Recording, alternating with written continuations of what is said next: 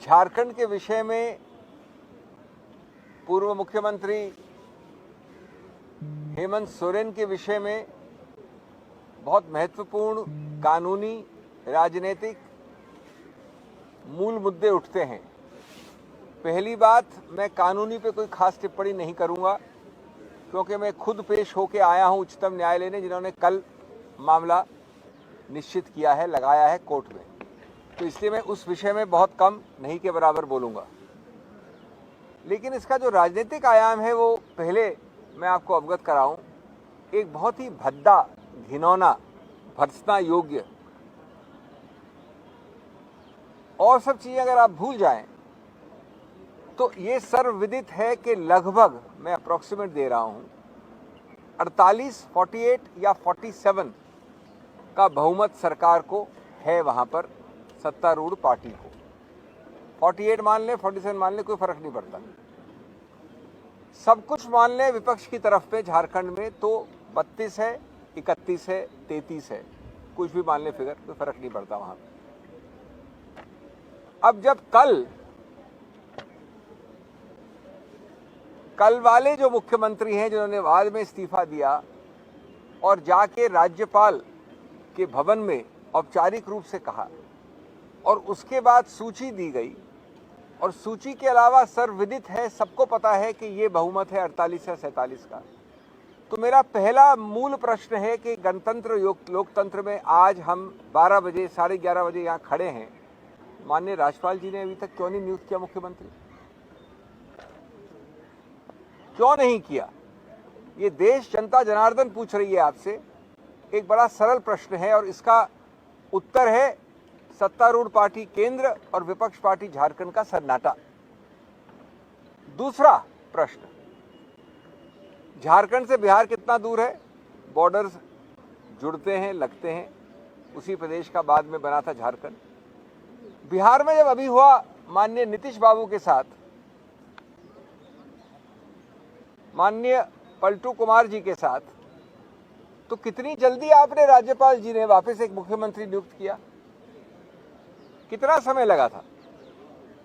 चंद minute, चंद क्षण। ये आपके सामने एक प्रमाण, प्रत्यक्ष प्रमाण, एक हफ्ते भी नहीं हुआ उस बात को। नंबर 3, आप इंतजार क्यों कर रहे हैं? माननीय प्रधानमंत्री के ऑफिस और गृह मंत्रालय से इंस्ट्रक्शंस के इंतजार कर रहे हैं? आप ये इंतजार कर रहे हैं? और ये चौथा एक प्रश्न है बहुत महत्वपूर्ण कि किस प्रकार से येन प्रकारेण, कुछ भी करके, अंग्रेजी में कहावत है हुक और by crook, more by crook and less by hook, आप दलबंदी करवाएंगे? आप 47 और 33 के आंकड़े को बदल के कुछ और करेंगे? वैसे देश को इसमें बिल्कुल भी आश्चर्य नहीं होगा, क्योंकि सबसे सुप्रसिद्ध विश्व में, भारत में नहीं विश्व में, अखिल भारतीय स्तर पे जो विश्वविद्यालय बनाया गया है बीजेपी द्वारा, वहां सिर्फ 2 डिग्रीज दी जाती हैं, एक पीएचडी और एक पोस्ट डॉक्टरल।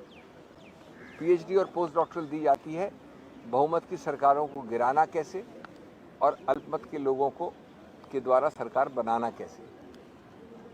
तो क्या आप उस विश्वविद्यालय की शोध और पोस्ट डॉक्टरल शोध का इस्तेमाल करने के लिए समय खरीद रहे हैं माननीय राज्यपाल के जरिए?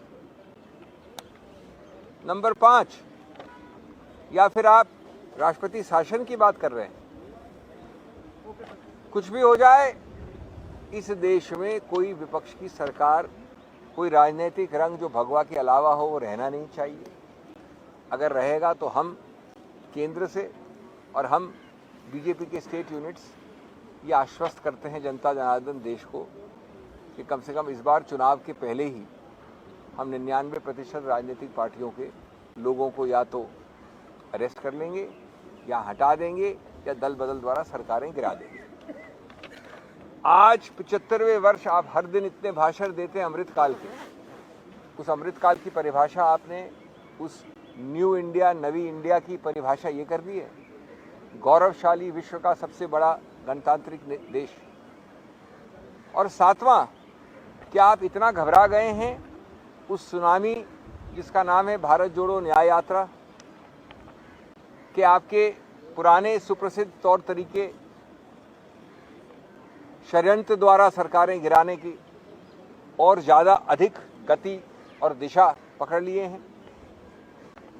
ये किस प्रकार की चीज़ें हो रही हैं एक गौरवशाली गणतंत्र, संवैधानिक गणतंत्र में? आज तक एक दिन कहां से निकल गया माननीय राज्यपाल को नई सरकार बनाने का? मैं अभी आपको उच्चतम न्यायालय के सामने जो पक्ष हमने दिया है उसकी बात नहीं करूंगा, क्योंकि उसमें हमने कई और आरोप लगाए हैं। क्योंकि वो कल आ रहा है और मैं खुद पेश हो रहा हूं, इसलिए मैं वो अनुशासन के अंतर्गत काम करूंगा। उसमें और कई चीज़ें कही गई हैं, तो सिर्फ ग्राउंड्स बोल रहा हूं मैं, कोई उसके बारे में, निर्णय के बारे में नहीं बोल रहा हूं। किस प्रकार कल माननीय उच्च न्यायालय ने इतनी जल्दी आदेश दिया 8 और 9 बजे के बीच में कि आज वो मामला लिस्ट हो, और 9 बजे किस प्रकार हमारे वकीलों ने ईडी को इसका इंटीमेशन दिया, सूचना दी, और उसके बाद 10 बजे कोई व्यक्ति जाता है राज्यपाल के घर में और वहाँ पर आप अरेस्ट कर लेते हो उसको, ये बात जानने के बाद कि आज मामला लगा है। वो सब चीज़ें हम कल कोर्ट में बात करेंगे। जैसा मैंने कहा, मैं यहाँ बात नहीं कर रहा हूँ, लेकिन मूल मुद्दा है कि इस प्रकार से गणतंत्र का हत्या जो आप दिन प्रतिदिन कर रहे हैं उसका कोई न कोई जवाबदेही तो होगी, और आपके ज़रिए देश जवाबदेही मांग रहा है, हम मांग रहे हैं। और हम ये कहेंगे कि आज जो आपने पार्टनरशिप की है एजेंसियों के साथ, जो आपने दुरुपयोग किया है संस्थाओं पे प्रहार करके, जो आपने एजेंसीज को अपना एक पपेट तो क्या कहें, उससे भी नीचे एक स्लेव बना दिया है, जिस प्रकार से आज आप हर चीज़ में किसी प्रकार का विरोध, गणतांत्रिक विरोध अंत करना चाहते हैं इस देश में, ये मूल मुद्दे देश के सामने हैं, ये मूल मुद्दे उच्चतम न्यायालय के सामने हैं, और हम कल वापस आपसे बातचीत करेंगे इस विषय में। Friends, very briefly in English, had Hemant Soren joined the NDA, there would have been a different scene. He would have been washed through BJP's washing machine. You notice the rhyme between scene and machine.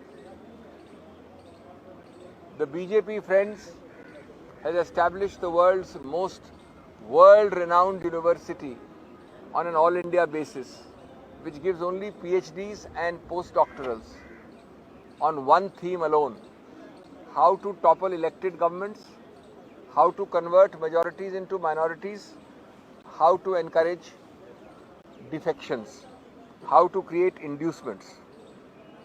Number 2, the BJP has created an authoritarian, absolutist and autocratic system in the world's largest democracy. They brook of no opposition. Let me tell you the latest in this multi-edition serial.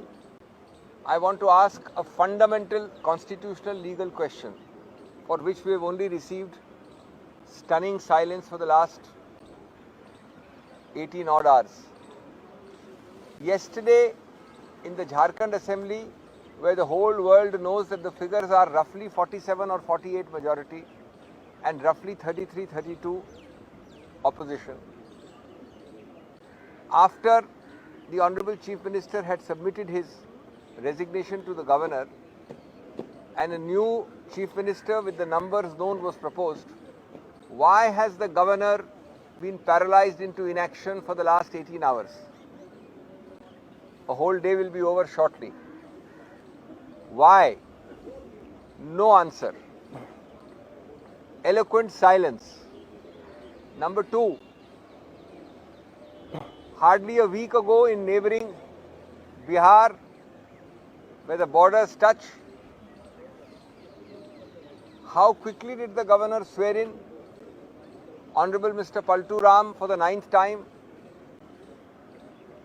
How much time did it take? A few seconds, a few minutes, versus 18 hours till today as we speak.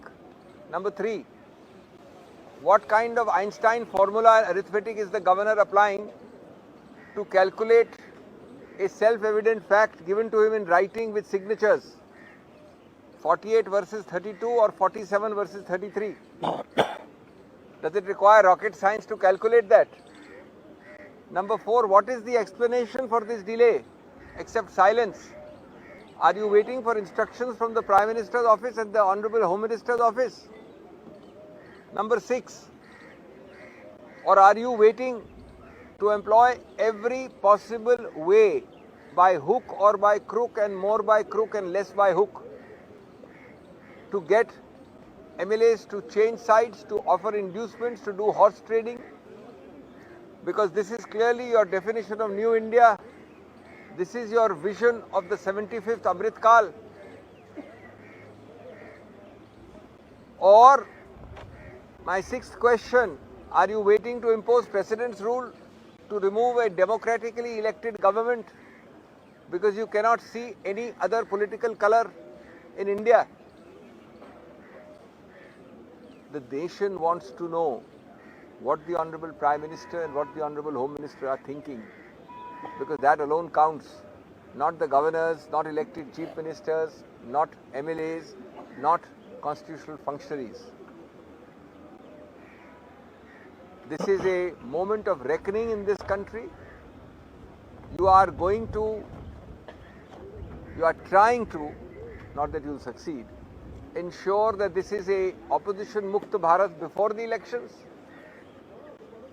Are you trying to ensure that this is a Virod protest Mukta Bharat? Are you trying to ensure that no other voice is heard? One day you suspend 150 odd MPs, another day you do these tactics by enrolling as your dearest partner all the agencies of this government.